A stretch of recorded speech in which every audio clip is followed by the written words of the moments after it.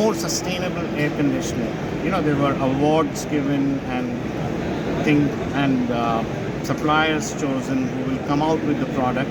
But as on today, in this air conditioning exhibition, the biggest one that you can see, you don't see the product. 2 years back, the award was given. So companies can say that, look, we need a profitable model to come out with these kind of products.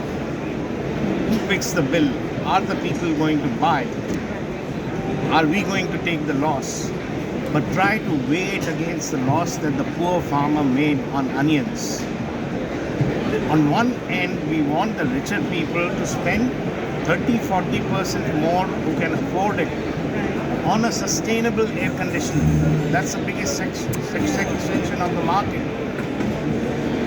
And if you weigh it against what the poor person lost in the villages, and it's happening time and again, you decide which is right. It's not me. So this is for the next generation, but we need to get the next generation ready. Teaching and training should take the biggest priority. Spend your money judiciously in all societies to promote teaching and training of youngsters. We can have lavish parties and we can have all the things in the world. Keep it away from the money that comes from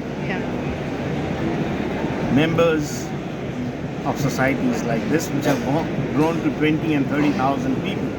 So yes, the total bill is very high.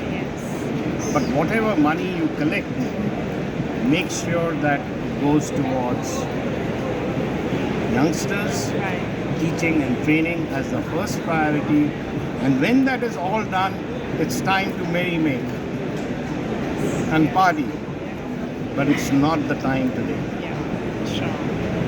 That's my take on the whole sustainability bit. Thank you.